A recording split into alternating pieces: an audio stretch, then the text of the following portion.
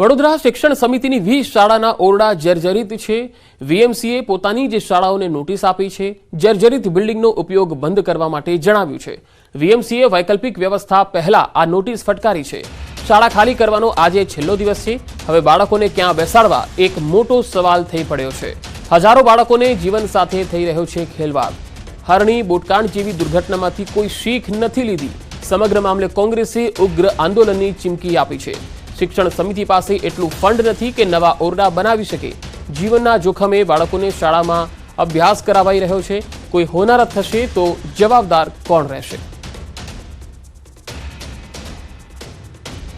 તો શિક્ષણ સમિતિની 20 શાળાઓ એવી છે કે જેના ઓરડા જર્જરિત છે। મનપાએ નોટિસ ફટકારી છે કે આ જર્જરિત ઓરડાઓ બંધ કરવામાં આવે। સવાલ એ છે કે 20 શાળાના વિદ્યાર્થીઓનું ભવિષ્ય જોખમાઈ ગયું। શું તેમને અન્યત્ર ખસેડવામાં આવશે? આ અંગેનો કોઈ નિર્ણય લેવાયો છે કે કેમ? આખરે શા માટે નથી કરાઈ વૈકલ્પિક વ્યવસ્થા? વૈકલ્પિક વ્યવસ્થા પહેલા શાળા બંધ કરવાની આ નોટિસ અનેક સવાલ ઉભા કરી રહી છે। આ કેવી બેદરકારી છે? જો શાળાઓ બંધ થશે તો વિદ્યાર્થીઓ ક્યાં બેસશે? એમને ક્યાંય શાળામાં અભ્યાસ કરવાનો રહેશે તેની કોઈ જ વ્યવસ્થા નથી। જર્જરિત ઓરડાની સમયસર મરામત કેમ ના કરાઈ? શું મરામત કરવા માટે તંત્ર પાસે પૈસા નથી? શિક્ષણ સમિતિ કહે છે કે તેમની પાસે ફંડ નથી, તો શું મહાનગરપાલિકા પાસે પણ ફંડ નથી? શાળા બંધ થશે તો વિદ્યાર્થીઓ ક્યાં બેસશે? આ એક મોટો સવાલ છે। આ મનપાની એક પોલ અહીંયા ખુલ્લી પડી છે। વડોદરામાં જે 20 શાળાઓ જર્જરિત છે તેને નોટિસ તો આપી દીધી કે ભાઈ બંધ કરી દો, પરંતુ બંધ કરશે તો આ વિદ્યાર્થીઓ કઈ શાળામાં જશે, અભ્યાસ ક્યાં કરશે તેની કોઈ જ વ્યવસ્થા નથી। આ સ્થિતિ છે મનપાની।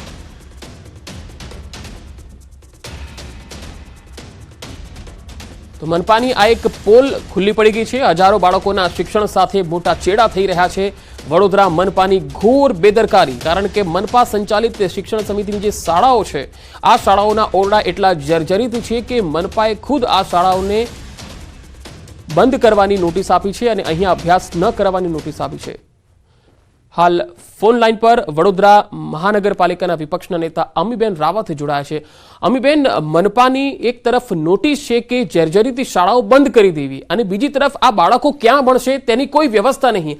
આ કયા પ્રકારનો વહીવટ? શું કહેશો? શિક્ષણ સમિતિની શાળાઓ એટલે વડોદરા મહાનગર સેવા સદન સંચાલિત શાળાઓ।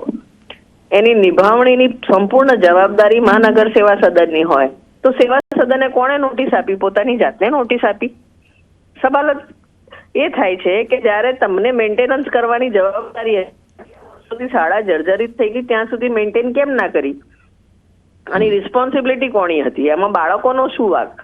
અને આજે એક્ઝામ વખતે તમે લગભગ 10,000 વિદ્યાર્થીઓનું ભવિષ્ય આ રીતે અંધકારમય રીતે ડિસિઝન લો તો આ યોગ્ય ના કહેવાય। વૈકલ્પિક વ્યવસ્થા કરવાની જવાબદારી બી આજ મહાનગર સેવા સદનની છે। કોઈ બી સંજોગમાં વડોદરા મહાનગરપાલિકા એની જવાબદારીમાંથી છટકે નહીં। આ તો એવું ફલિત થાય છે કે પોતાની જવાબદારીમાંથી કાલ ઉઠીને ના કરે નારાયણ કોઈ એક્સિડન્ટ થાય તો કોર્પોરેશનના અધિકારીઓ પોતાની જવાબદારીથી છટકવા માટે આ નોટિસ આપી એવું દેખાઈ રહ્યું છે। બાકી તમે જોશો તો આ બધું સ્ટાર્ટ થયું બોટકાંડ પછી। બોટકાંડમાં કોર્પોરેશનની બેદરકારી સામે આવી, હજી સુધી જવાબદાર અધિકારીઓ સામે પગલાં નથી લીધા અને હવે પોતાની જાત બચાવવા અધિકારીઓ તમામ જગ્યાએ ફાયર સેફટી ને બધી નોટિસીસ આપીને બંધ કરાવે છે। ત્યાં તો એવું થયું કે એક વાહન ચાલકનો એક્સિડન્ટ થયો તો તમામ વાહનો બંધ કરી દેવા। આ રીતના તગલકી ડિસિઝન્સ બી ના લેવાય।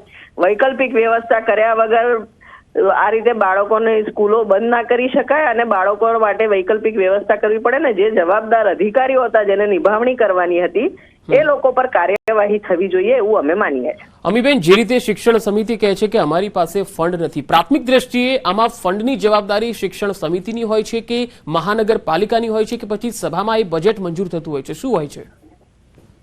સર્વ શિક્ષણ અભિયાન અંતર્ગત દરેક શાળાઓ પાસે ફંડ હોય છે। મહાનગર સેવા સદન બી પોતાના જ બાળકો માટે ફંડ ના ફાળવે એવી તો વડોદરા મહાનગર સેવા સદનની હાલત નથી અને આ જવાબદારી તો વર્ષોથી હતી। જર્જરિત થઈ ત્યાં સુધી શાળાના શિક્ષકોને ખબર નહોતી, આચાર્યોને ખબર નહોતી કે અમારી પાસે ફંડ નથી। આચાર્યોએ જો માંગણી કરી હોય તો એના પુરાવા આપે તો પછી જેને મેન્ટેન કરવાનું હતું એમને કેમ નથી કર્યું? આજ સુધી સભામાં ધ્યાન કેમ નથી દોર્યું એની વાત છે। દરેક સભાસદે બી આ વાતે પત્ર લખ્યા છે, અમે પોતે બી પત્ર લખ્યા છે, અવારનવાર મીડિયામાં બી આ સ્કૂલો બતાવી છે। પણ જી અમીબેન, આભાર અમારી સાથે જોડાવા માટે।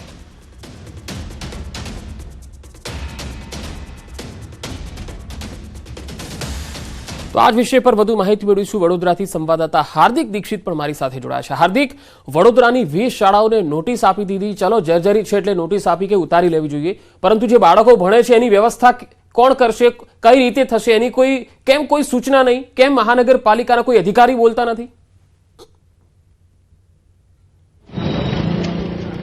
બિલકુલથી પંકજ, જો સમગ્ર મામલે વાત કરીએ તો નોટિસ આપીને પોતાની જવાબદારીમાંથી છટકી જવું એ વડોદરા મહાનગરપાલિકાના જે સ્માર્ટ અધિકારીઓ છે તેમની હવે ફિતરત બની ગઈ હોય તેમ લાગી રહ્યું છે। હવે વાત કરવામાં આવે તો ભણશે ગુજરાતને આગળ વધશે ગુજરાતના જે દાવા છે માત્ર કાગળ પર હોય તેમ લાગી રહ્યું છે, કારણ કે તમે તમારી ટીવી સ્ક્રીન પર આ જર્જરિત ઇમારત છે તેની દશા તો જુઓ। શું આ રીતે ભણશે ગુજરાતને, આ રીતે આગળ વધશે ગુજરાત? પંકજ, બીજી વાત કરીએ તો આ જે બાળકો ટીવી સ્ક્રીન પર દેખાઈ રહ્યા છે એ કોઈ અમીર બાપની ઓલાદો નથી કે હાઈફાઈ એસીવાળી શાળામાં ભણે અને પોતાનું ભવિષ્ય જે છે તે ઉજ્જવળ બનાવે। આ બિચારા ગરીબ ઘરના બાળકો છે, તેમના જે માતા પિતા છે તે કાળી મજૂરી કરીને જેમ તેમ કરીને આ બાળકોને ભણાવતા હોય છે।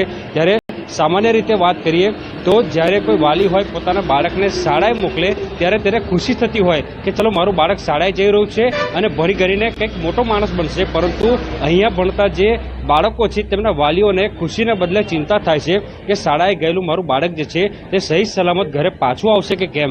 ત્યારે બીજી વાત કરીએ પંકજ, તો વડોદરા મહાનગરપાલિકા દ્વારા નગર પ્રાથમિક શિક્ષણ સમિતિની જે ઇમારતો છે, લગભગ 20થી વધુ ઇમારતો છે, તેમને નોટિસ આપી દેવાય અને જર્જરિત ઇમારત છે તેનો ઉપયોગ કરવો નહીં તેવી સૂચના આપી દેવાય। પરંતુ અહીંયા સૌથી મોટો પ્રશ્ન ઊભો થયો છે કે નગર પ્રાથમિક શિક્ષણ સમિતિ પાસે એટલું ફંડ નથી, અથવા તો જે સમય મર્યાદા આપી હતી એટલે કે 5 દિવસનો સમય આપ્યો હતો, તો 5 દિવસમાં હજારો બાળકો એટલે 10,000થી વધુ જે બાળકો છે, વિદ્યાર્થીઓ છે, તેમને અન્ય કઈ જગ્યા પર શિફ્ટ કરવા, તે સૌથી મોટો પ્રશ્ન જે છે તે અહીંયા ઊભો થઈ રહ્યો છે।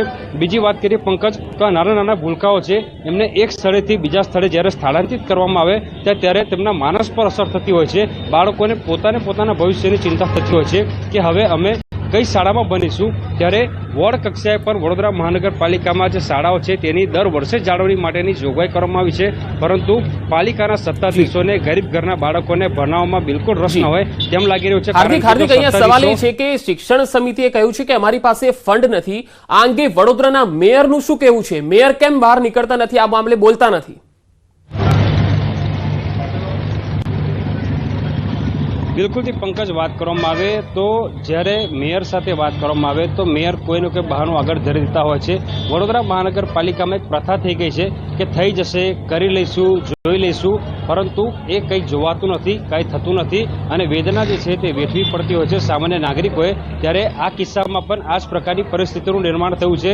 વડોદરા મહાનગરપાલિકાએ અગાઉથી આ જે શાળાઓ છે તેની તકેદારી રાખવાની જરૂર હતી, કારણ કે એવું તો છે નહીં કે હરની બોટકાંડ થયો ત્યારબાદ રાતોરાત આ જે શાળાઓ છે તેની દુર્દશા થઈ ગઈ। વર્ષોથી જે વાલીઓ છે અને જે રાજકારણીઓ છે, વિપક્ષ છે, તે બૂમો પાડતો આવ્યું છે કે શાળાઓની જાળવણી કરો, કારણ કે બાળકોના ભવિષ્યનો અને જીવનો બંનેનો સવાલ છે, પરંતુ વડોદરા મહાનગરપાલિકાના સત્તાધીશોને ફક્ત ને ફક્ત મલાઈ કમાવામાં રસ હોય તેમ લાગી રહ્યું છે। પંકજ જી હાર્દિક, આભાર માહિતી આપવા માટે।